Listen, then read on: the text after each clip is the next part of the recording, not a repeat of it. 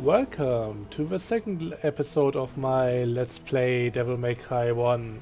We just finished the first mission and I mean it was under 21 minutes, so it's only almost abysmal, I would say.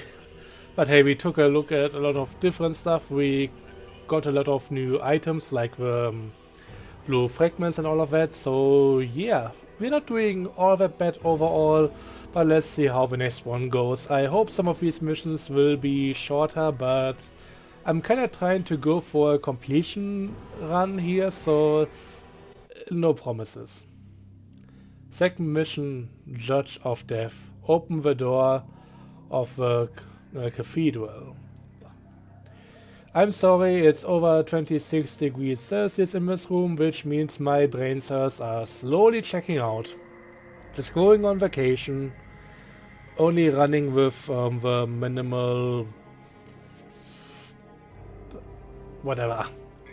Let's get into it. We can buy a few new things here, and if I can afford something good, then I might as well go for it. I mean, a blue orb definitely seems quite tempting. And to be clear, in the shop we can buy full blue orbs. I think there's likely a limit somewhere, because well, outside we can only find quarter fragments, but this thing is the real deal, giving me a boost to my life bar every time I buy one. So that's pretty cool.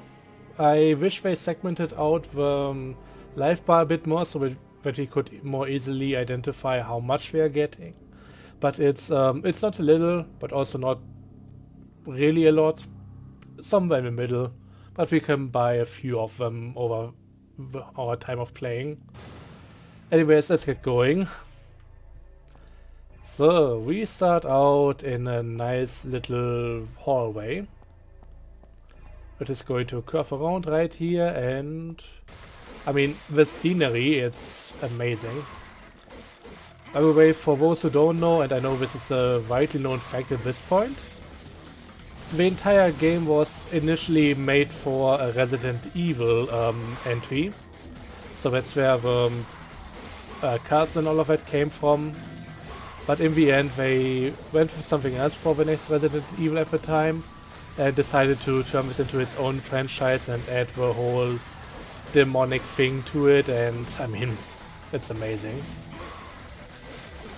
But yeah, when it comes to the jump and run sections and some of more fast-paced combat here, I think it's easy to see why some of the stuff doesn't really vibe too well with the camera and narrow corridors. Although I don't mind the narrow corridors at all, they are kinda cool. But everything needs to be a wide open... What the hell is going on there? But everything needs to be a wide open battle arena.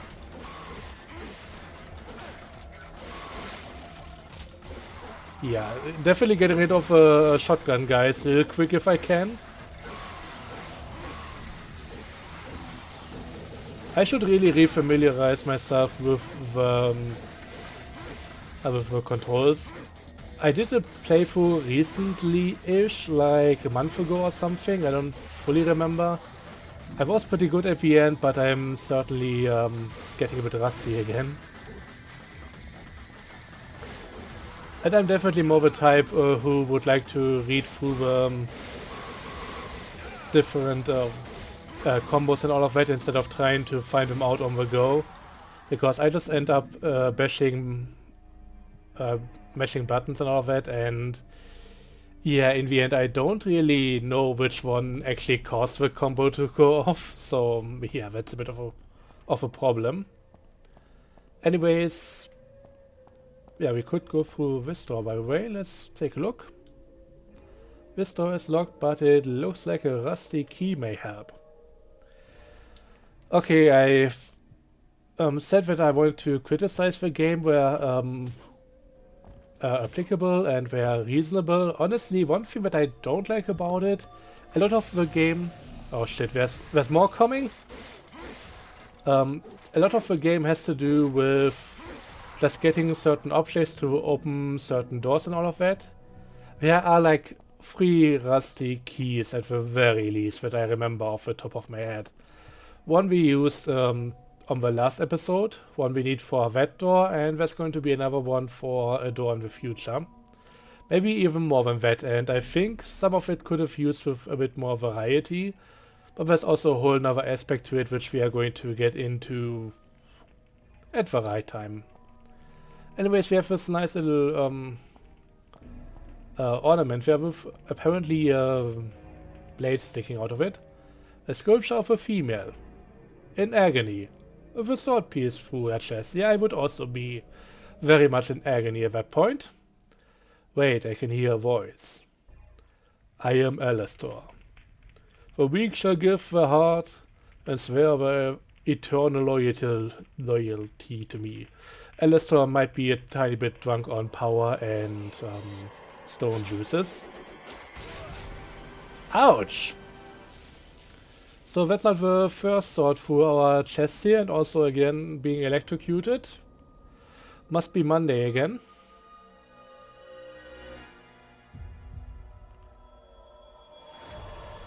And yeah, then Dante is definitely taking the painful route through this. Like, don't mind the damage that the hilt and everything would be doing, the guard and all of that. Just the amount of force needed to open that wound so much wider. But hey, he don't care.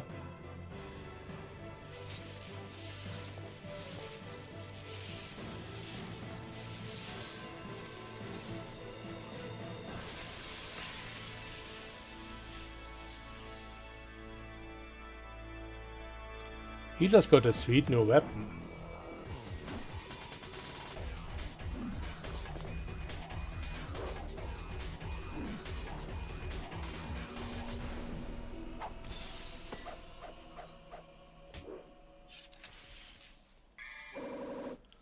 Alastor gives the possessor lightning speed and aerial capabilities. Okay, now let me check something. Yep. Look at the at our life bar at the bottom. You may see some symbols down below there, and that's actually our so-called devil trigger. I alluded to this in the last episode, talking about some special ability, and this is exactly that. It's going to just load up on its own, but we need to do damage, take damage, that kind of thing, and at some point we can go into a demon mode, and that will for one help us do more damage, but also regenerate our health, and it's only active for a limited amount of time until all the symbols at the bottom just dry out again. Also, since we are at the inventory already, well, we have a vital star, so that's a heal, and we also have an amulet. A memento of Dante's mother. In the back is an engraving Virgil and Dante, so yeah. This is just name dropping Virgil.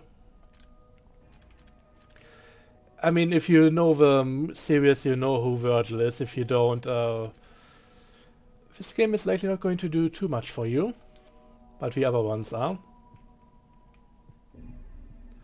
Anyways, we now have a new sword. Equipped by default, and honestly there's not much of a reason to go back to the other one. This one is just stronger, and it comes with something very special apart from our new devil trigger. And for that we need to go into this room here. If I decide to push the right button, that is. First up, very important. New fragment. But the very important thing here is that we can now buy new skills.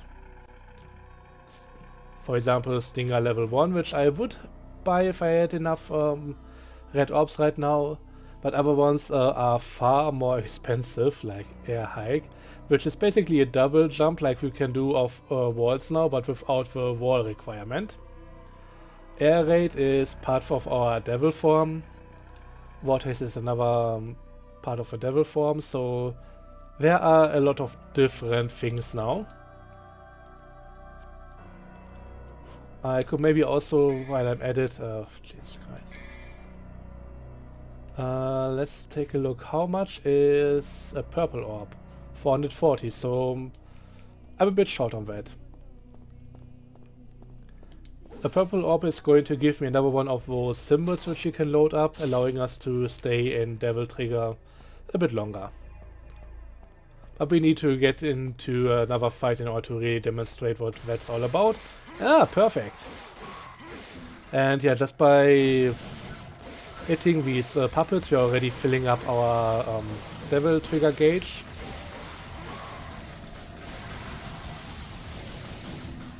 And at this point, if we need to, we can just activate it. So we are quite a bit quicker. And it doesn't really hold on for that long. But yeah, that's basically it. In its simplest form. As you saw, there are going to be a few more abilities unlocked for that. But that's for later down the line. I'm just going to use it now for my health regeneration.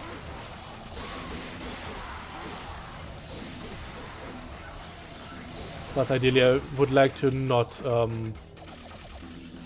waste health items, since that's going to be very expensive in the long run.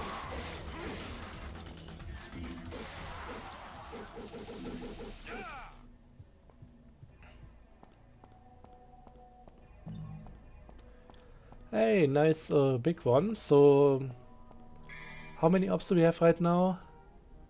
387. I mean, I can afford something, and I think I want to have a Stinger level, which is a thrust attack, which is going to get me closer to the enemies. And I can also get rid of some of these furniture items. Come here, you nightstand. You don't nightstand a chance. Yeah, Stinger level 1, definitely one of the more useful ones. Next upgrade is going to be much more expensive, but since this is basically an essential ability, of course the first one is quite inexpensive, and yeah, I'm more used to the second level, but first one, hey, better than nothing. And more enemies. So if I was actually good at the game, I could just load up my Devil Trigger and just stay at full health and just go in and out, making more and more red orbs, and yeah, really setting myself up for success here later. I'm going to do a bit of that. Since I can't just select an older mission again to do some grinding, I don't have much of a choice but doing this on screen. Anyways, we can finally proceed.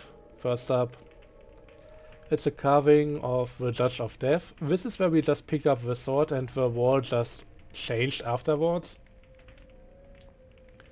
It looks like the judge should be holding something. Anyways, let's go in here. To destroy some more furniture. Yeah, baby. This is a slightly crooked looking library. It's some of the angles are a bit off, and the stuff coming from the top looks a bit like teeth, and that's all ever so slightly creepy. There's a nice little painting.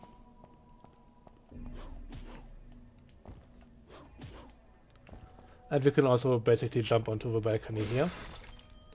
But this is important and so easy to miss. I call shotgun. A wide range gun, very destructive at close range. Doesn't make that much sense to me, but alright. Oh yeah, there's also a map available, and I think if I... Okay, that's taunt. Wasn't there a button to switch out the weapons on the fly? Oh no, I can just do it through here. So let's equip the shotgun.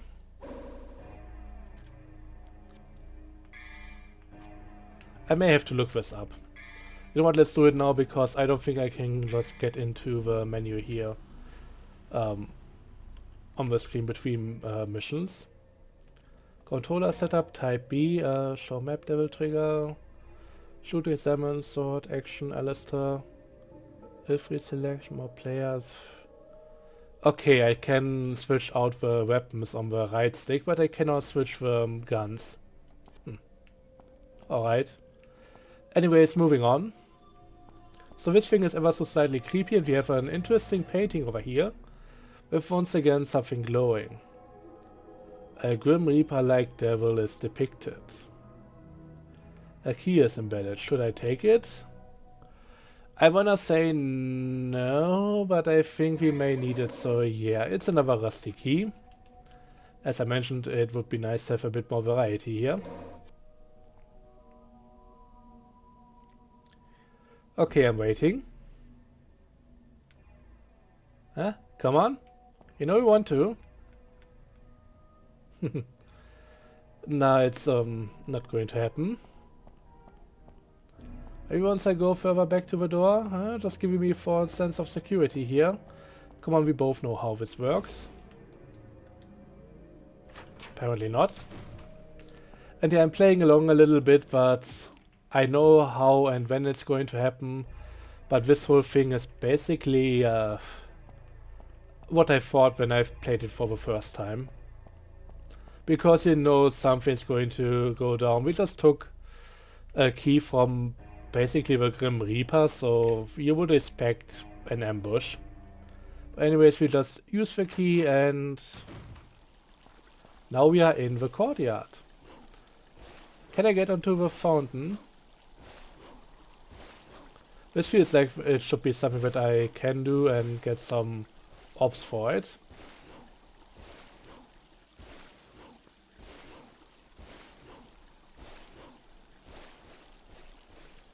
Yeah, the camera is really not helping here. I'm pretty sure this is a thing that I can do and should be doing for some rewards, but who knows, we are going to come back here anyways. Let's take a look at that thing that just zapped me. There's an immense power that will not allow anyone to get closer. Before I can confront the lion, I'll need a sign. So this is really setting up for us to get certain items or other things. Like we need a sign and managed to do it. Oh, there's a few puppets up there. Interesting.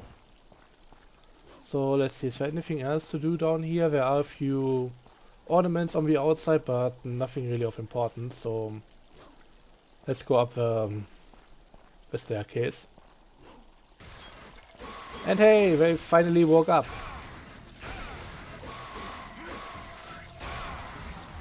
And I can definitely make good use of my new ability here. And the shotgun.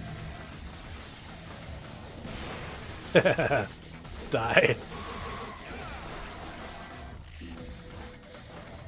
I want to jump down, not over. At least I can now give back to the stupid shotgun puppets. Like, screw you back, you dicks.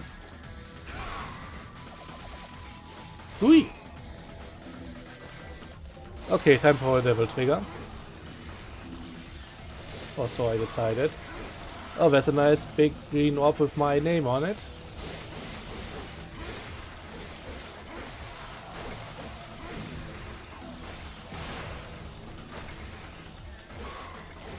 Oh god, that thing is spinning. I don't like when they spin.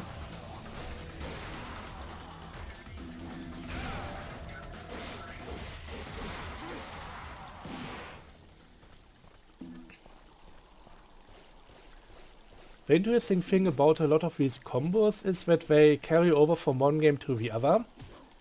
But the timing always feels like it's working out a bit differently, so sometimes if I play some of the newer games, it's actually harder to get back used to the timing in this one. But yeah, only way out. And I gotta be careful with these doors because their hands can actually grab you and squish you a little bit. Okay, might as well use the devil trigger here because why not?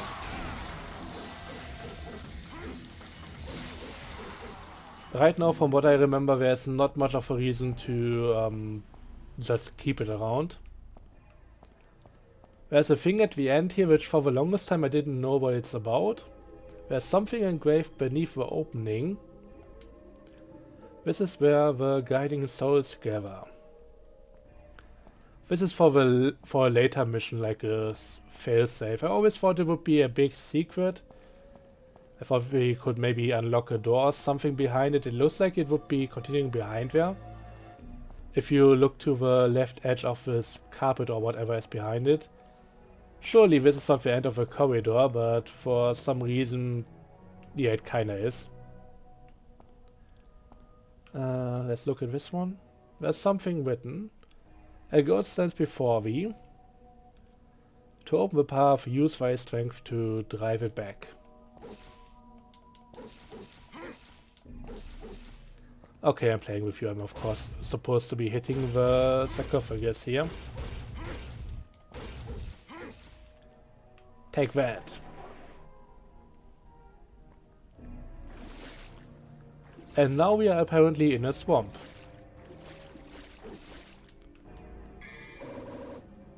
Staff of Judgment. I'm really curious where that's supposed to fit in.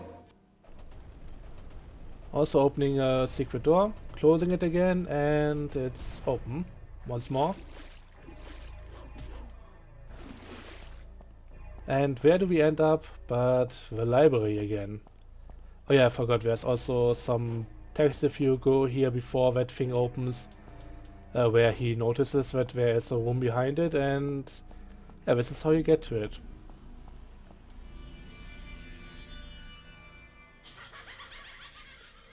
Ah, now you come out and play. Phew.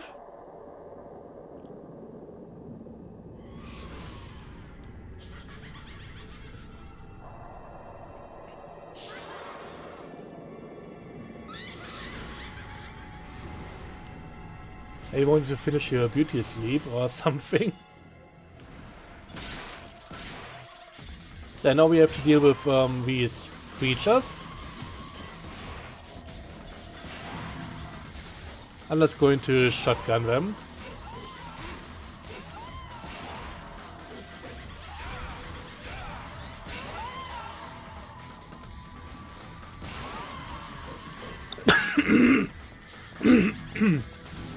Sorry.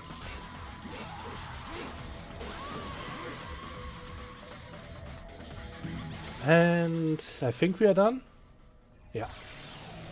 You always know when you're done when either the music stops or the door opens.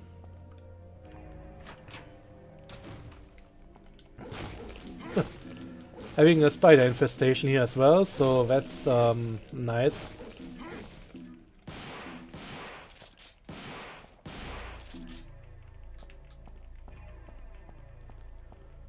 Let's see, how many orbs do we have? 300.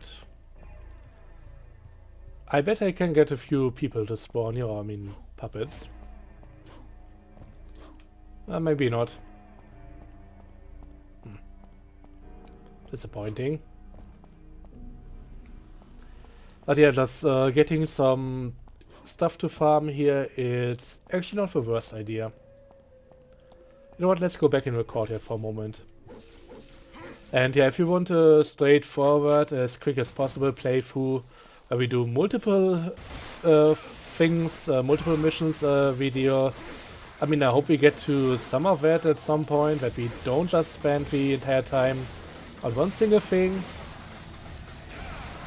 But yeah, I need this both for financial reasons as well as training.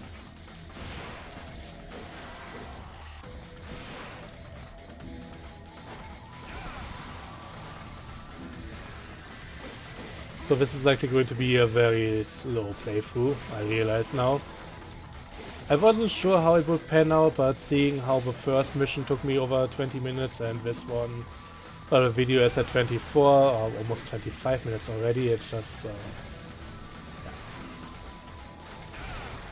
I don't always know how these things turn out beforehand, but I feel like this is going to help us in the long run, so I'm going to do it. And if you know my channel, you know that I don't really cut things out, because I would have to first up get an editing software and then also have to listen to my own voice, and I would rather like to avoid that. Like the day I'm required to listen to my own voice for extended amount of times for these videos is going to be the day where I heavily consider stop making videos at all.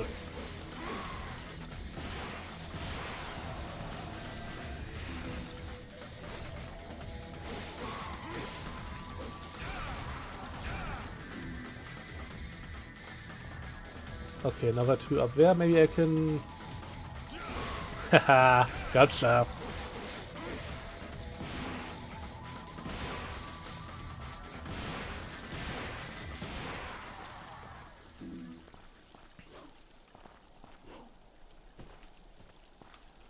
And yeah, I think this should be enough to get maybe some new item and things like that. And yeah, there's also another welcome community back in here.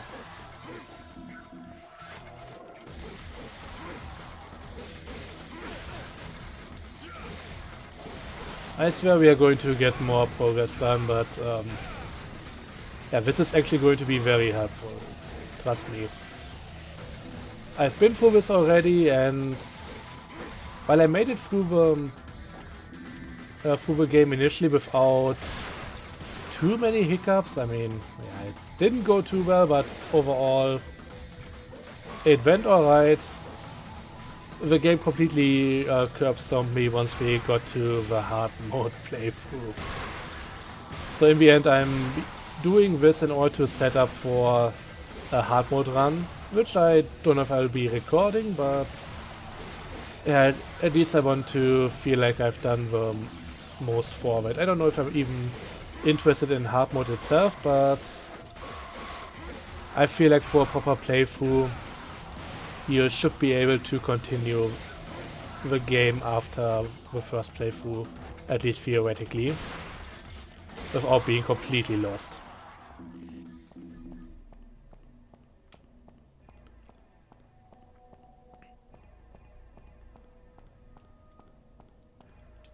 Okay, let's go in here.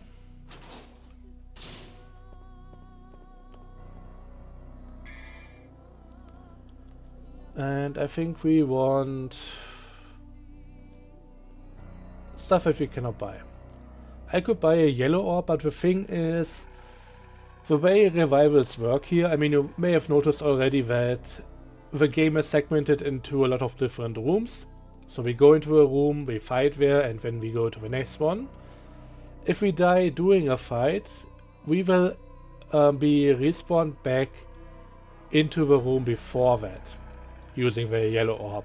If we run out of yellow orbs, we might actually have to replay that entire mission again, which, considering I need like 20 minutes per mission, is also not that amazing, but the thing is, these are not as amazing as you may think at first.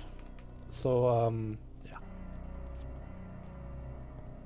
Okay, I'm still a few orbs short, so let's go and finish up the mission. Ah, finally fighting the Scissor sisters over here. Also gotta be careful when they die. You see the scissors just spinning and flying around. They can actually hit you. This is a bit of a dick move. Oh, there's another one.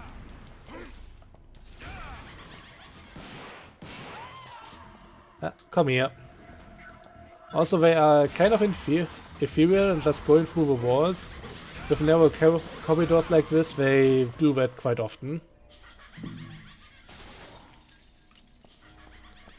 I think I'm still a few orbs short. Anyways, let's go and finish up the mission. It's a carving of the Judge of Death. Should be holding something. Shall I use the Staff of Judgment? Yes, of course.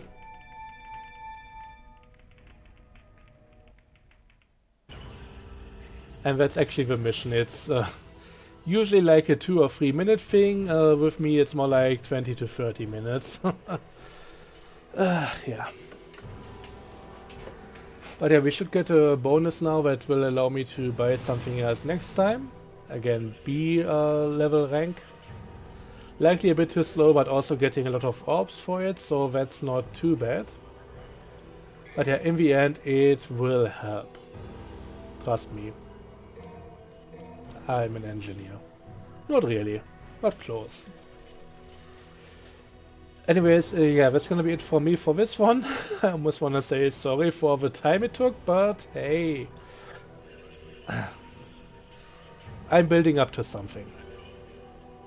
I hope. Hope it will be worth it. But yeah, I wanted to play this at my pace, and this is it.